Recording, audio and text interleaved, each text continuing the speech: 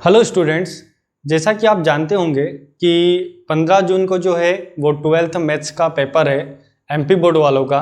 तो कई स्टूडेंट्स की मेरे पास कमेंट आ रही है, उनके मैसेज आ रहे हैं कि सर हम जो है 3 दिन में या 4 दिन में हम क्या क्या पढ़ें, किस तरीके से पढ़ें, या जो है हम यहाँ पर 14 जून को किस तरीके से पढ़ें। क्योंकि कई बच्चों को भी कॉन्फिडेंस नहीं है, कई को ऐसा लगता है कि वो फेल हो जाएंगे। तो देखो ऐसा है कि वैसे तो मैथ्स जो है वो प्रैक्टिस का खेल है कि आपने जितनी ज़्यादा प्रैक्टिस की होगी उतना ज़्यादा आपको आया होगा। लेकिन मुझे अभी भी ऐसा लगता है कि अगर आपके पास 3 दिन हैं तो आप 3 दिन में भी काफ़ी बहुत कुछ अच्छा कर सकते हैं। तो कैसे कर सकते हैं, तो मैं आज आपको यहाँ पर छोटी सी जो है प्लानिंग बताऊँगा उसके लिए। तो आपको देखो क्या करना है, सबसे पहले तो ये बात समझना है कि जो चैप्टर आसान है, जो चैप्टर या हमें आसान जो लगते हैं वो चैप्टर को सबसे पहले करना चाहिए हमें।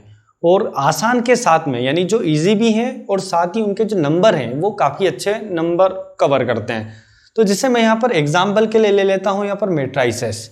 तो मुझे ऐसा लगता है कि पूरे 12th मैथ्स के अंदर मैट्राइसेस जो है वो सबसे ईजी चैप्टर है और साथ ही यहाँ पर एक अच्छा नंबर जो है वेटेज यहाँ पर रखता है, जैसे कि 8 मार्क्स का यहाँ पर वेटेज ये रखता है। तो आप लोग क्या कीजिएगा कि सबसे पहले जो है मैट्राइसेस को कीजिएगा। अच्छा, एक बात और इसके अंदर कि मैट्राइसेस में ज़्यादा टाइप्स नहीं है कि आप एडजॉइंट निकाल लिया आपने, आप इन्वर्स निकालना है तो आप इन्वर्स के अंदर ही एडजॉइंट निकालना भी सीख जाएंगे। तो इस प्रकार से क्या होगा कि आपका जो मैट्राइसेस है वो बहुत आसान चैप्टर है, आप इसको अगर 2 या 3 घंटे करेंगे तो आसानी से हो जाएगा।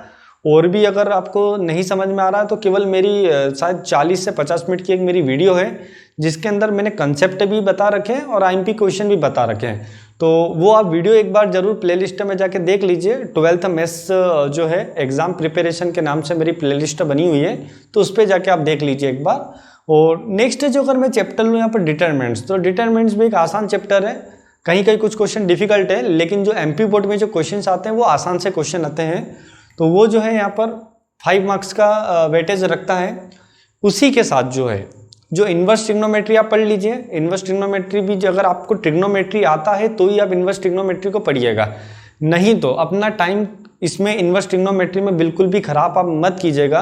क्योंकि इन्वर्स ट्रिग्नोमेट्री उन्हीं के लिए अच्छा है जिन्होंने लास्ट ईयर 11th में ट्रिग्नोमेट्री अच्छे से पढ़ा था और जिनको ट्रिग्नोमेट्री और इन्वर्स ट्रिग्नोमेट्री के फॉर्मूले अच्छे से आते हैं। अगर आपको आते हैं तो आप इन्वर्स ट्रिग्नोमेट्री कर लीजिएगा।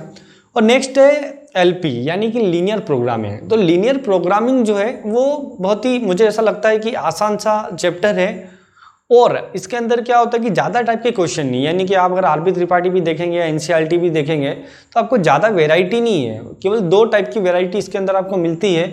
उन दोनों वेराइटी के यदि आप 2-2 क्वेश्चन भी कर लेते हैं, मान लीजिए 2-2 क्वेश्चन करने में आपको मैक्सिमम 1 घंटा लग सकता है, 1 या 2 घंटे भी अगर आप लगाते हैं तो आप वहाँ से भी 6 नंबर जो है वो आसानी से कवर कर सकते हैं। अब नेक्स्ट हम बात करते हैं वेक्टर। वेक्टर एक्चुअल में क्या होता है कि वेक्टर कई स्टूडेंट्स को लगता है डिफिकल्ट है, लेकिन ज़रूरी नहीं है हमें कि हमें सभी क्वेश्चन करना है। आप क्या कीजिए, वेक्टर के कुछ सिलेक्टेड क्वेश्चन कर लीजिए जो कि आसान है। और देखो एमपी बोर्ड का जो मैंने पेपर हर साल में देखता हूँ और ऑब्वियसली मैं 7 सालों से जो है 12th का मैथ्स से पढ़ा रहा हूँ और एक दिन के अंदर मैं 4-4 से लेकर 6-6 बेस तक मैथ्स से ही पढ़ाता हूँ। तो मुझे अच्छे से पता है कि जो वेक्टर है, वेक्टर के कई क्वेश्चन ऐसे होते हैं एग्जाम में जो कि बहुत ज़्यादा सिंपल आते हैं, लेकिन हम फिर भी वेक्टर छोड़ देते हैं। तो वेक्टर के आप कुछ क्वेश्चन कर लीजिए, तो अगर 6 नंबर का है तो आप देखो 3-4 नंबर तो आप आसानी से ला पाएंगे यहाँ पर भी। और 3D, अब 3D भी क्या होता है कि स्टूडेंट्स को बहुत ज़्यादा डिफिकल्ट लगता है। तो 3D में भी ऐसा नहीं कि सब डिफिकल्ट। आप क्या कीजिएगा, डायरेक्शन रेशियो पढ़ लीजिए, आप डायरेक्शन कोसाइन को पढ़ लीजिए, आप परपेंडिकुलर वाला कंसेप्ट वहाँ पर देख लीजिए, आप sine square alpha sine square beta sine square gamma equal to 2 वगैरह जो प्रूव होता है उस टाइप के क्वेश्चन कर लीजिए। तो कुछ क्वेश्चन ऐसे हैं 3D के अंदर भी जो कि बहुत ही आसान से क्वेश्चन है, तो आप वो कर लीजिए। तो मान लेते हैं कि आपने 3D में कुछ किया तो 3-4-5 नंबर वहाँ से लिया है। अब हम देखें यदि अब हमें क्या करना है, तो आराम से मुझे ऐसा लगता है कि आप 1 से 1.5 या 2 दिन में मैक्सिमम जो है इतना सारा पोर्शन जो है आप क्लियर कर सकते हैं। और फिर भी अगर आपको तकलीफ आती है तो मैंने बहुत छोटे छोटे वीडियो बना रखे हैं, आधे घंटे की वीडियो आपके लिए बना रखे हैं, बहुत आसान कर रखा है आपके लिए मैंने। और मुश्किल से आपको वीडियो है यहाँ पर 5-7 वीडियो है, आप उनको देख लीजिए तो आपके सभी जितने भी स्टेप के जो चैप्टर है वो पूरे आपको क्लियर हो जाएंगे।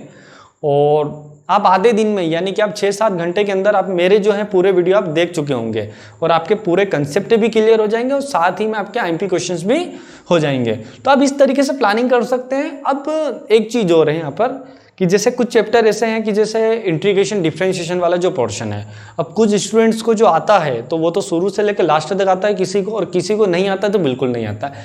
यदि आपको नहीं भी आता है तो आपको छोड़ना नहीं है। आप क्या करेंगे उसके अंदर, आपको ये करना है उसके अंदर कि आप केवल उसके फॉर्मूले लर्न कर लीजिए। अगर आपने फॉर्मूले लर्न कर लिए वहाँ पर, तो फॉर्मूले लर्न करने से क्या होता है कि जो मेज द कॉलम है, आपको पता होगा कि इंटीग्रेशन में जो मेज द कॉलम है और उसमें ज़्यादातर जो आते हैं वो रूट में A square minus X square 1 root में जो है जैसे इस तरीके की वहाँ पर मेज द कॉलम में यहाँ पर इस टाइप के जो फॉर्मूले यहाँ पर आते हैं। तो इस टाइप के जो फॉर्मूले यहाँ पर आते हैं तो उस टाइप के फॉर्मूला आप अच्छे से, गिनती के 5-7 फॉर्मूले हैं इस टाइप के जो है यहाँ पर 1/a square plus x square वाले, तो वो आप अच्छे से लर्न कर लीजिए। तो एक पूरी मेज द कॉलम जो है 5 मार्क्स की वहाँ से आपको आने वाली है। तो स्टूडेंट्स इस तरीके से हम यहाँ पर कर सकते हैं, बिल्कुल नहीं घबराना है। मैं तो कहता हूँ कि अगर आपके पास 5 घंटे भी हैं तो आप 5 घंटे में भी अच्छा खासा मैथ्स पढ़ सकते हैं और अच्छे से आप एग्जाम यहाँ पर दे सकते हैं। और यदि आपको फिर भी कोई डाउट आता है कि सर बिल्कुल नहीं आ रहा, तो मैंने बिल्कुल अपना व्हाट्सएप नंबर आपको जो है डिस्क्रिप्शन में मैं दे दूंगा, तो आप प्लीज़ उस पर मैसेज कर दीजिए कि सर हमें इस तरीके की प्रॉब्लम आ रही है, हमें क्या करना चाहिए क्या नहीं करना चाहिए। अच्छा, मैं यहाँ पर एक बात को और आपको क्लियर करना चाहूँगा कि कई स्टूडेंट्स ये सोचते हैं कि सर हम एक दिन पहले क्या करें, एक दिन पहले हम पेपर को सोल्व करें, एक दिन पहले हम किस तरीके से पढ़ाई करें। यानी कि 15 तारीख को आपका पेपर है तो आप 14 को आप क्या करेंगे।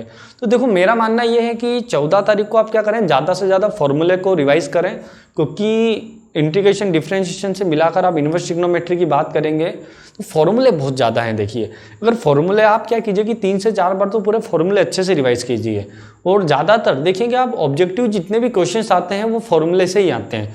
तो आप फॉर्मूले अच्छे से कर लीजिए उसके उस एक दिन के अंदर, और कंसेप्ट को समझे। कंसेप्ट ये समझना है कि जैसे इंटीग्रेशन के अंदर आपको अलग अलग टाइप के अलग अलग क्वेश्चंस होते हैं, तो उन क्वेश्चंस को आप देखिए कि कौन सा क्वेश्चन आपको कैसे करना है, किस तरीके से होगा, और आप वैरायटी देखिएगा क्वेश्चंस की, मतलब वैरायटी को समझना जरूरी है। अगर आप वैरायटी समझ गए तो आप क्वेश्चन जो इजीली कर पाएंगे, क्योंकि एग्जाम में प्रॉब्लम ये नहीं कि हमें क्वेश्चन नहीं आता है, एग्जाम में प्रॉब्लम हमारे साथ ये आती है कि हम क्वेश्चन को समझ नहीं पाते हैं। तो एग्ज़ाम के एक दिन पहले हमें ये कोशिश करना चाहिए कि हमें क्वेश्चंस को कैसे समझना है वहाँ पर। तो उसके लिए आपको कंसेप्ट, एक एक कंसेप्ट को क्लियर देखना है और क्वेश्चंस को यहाँ पर वैरायटी में बांटना है। तो जैसे नॉर्मली आप देखेंगे कि मैट्रिसेस में आप देखेंगे कौन कौन से क्वेश्चन है, मतलब प्लस वाले क्वेश्चन है सर, माइनस वाले क्वेश्चन है, एडजॉइंट निकाल सकते हैं, सिमेट्रिक है, स्क्यू सिमेट्रिक का कंसेप्ट है। तो आपने उस तरीके से क्या कर लिया, वैरायटी बना लिया। अगर आपने वैरायटी को बना लिया है तो आपको क्वेश्चंस एग्जाम में करना बहुत ही सिंपल हो जाएगा। तो आप 14 तारीख के दिन, यानी कि एग्जाम के हमेशा एक दिन पहले, कभी भी आपका पेपर हो तो एग्जाम के एक दिन पहले हमेशा हमें जो है क्वेश्चंस की यहाँ पर वैरायटी बनाना चाहिए। तो स्टूडेंट्स यही था, और अगर आपको फिर भी कुछ डाउट रहे तो आप प्लीज़ मुझे व्हाट्सएप कीजिएगा। मैं आपके लिए बिल्कुल हमेशा आपकी सेवा के लिए उपलब्ध हूँ, क्योंकि अच्छा लगता है मुझे कि बच्चों की मदद करना और बच्चे अच्छा रिजल्ट लाएं। मुझे बहुत ही खुशी होती, दिल से बहुत खुशी होती है। और देखेगा कि मतलब आपके लिए मैं हमेशा मतलब खड़ा हूँ। तो प्लीज़ अगर आपको कुछ भी प्रॉब्लम आती है तो मुझे प्लीज़ आप व्हाट्सएप कर दीजिएगा, और तो मैं आपकी बिल्कुल हेल्प करूँगा।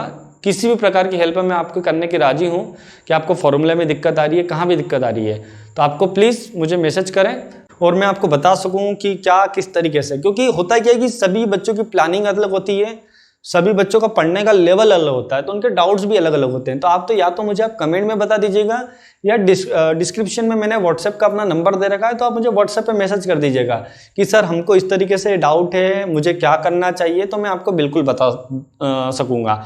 और जैसा कि मैंने आपको बताया कि अगर आपको ज़्यादा ही दिक्कत आती है, नहीं समझ में आ रहा है, तो प्लीज़ एक बार मेरी प्लेलिस्ट उठा लीजिए 12th मैथ्स की, जो कि मैंने 12th मैथ्स एग्जाम पेपर के नाम से एक मेरी प्लेलिस्ट है, उसको ओपन कर लीजिए। तो आप 5-6 घंटे में उसको पूरा कवर अप कर लेंगे। और मैं मान लेता हूं कि आपका मतलब एक दिन के अंदर जो है आप इतना तो मैथ्स कर ही लेंगे कि आपके 40 से 45 अराउंड जो है वो मार्क्स आ जाए। जैसे कि मैंने देखा कि यहाँ पर मैंने 41 यहाँ पर दे ही रखा है कि 3D में अगर 11, तो 11 मार्क नहीं भी लाएंगे तो कितना लाएंगे, 5-6 तो लाएंगे, 4 तो लाएंगे। बाकी जो है आपका इंटीग्रेशन वगैरह के जो आप फॉर्मूले लर्न करेंगे और मेज द कॉलम करेंगे, ऑब्जेक्टिव करेंगे, तो कुछ उसके मान लेते हैं, तो आराम से 41 to 45-50 नंबर हम इजीली ला सकते हैं। तो okay students, best of luck, आप अच्छे से पेपर दीजिए, और कोई भी डाउट है तो प्लीज़ मुझे व्हाट्सएप कीजिए। Thank you so much.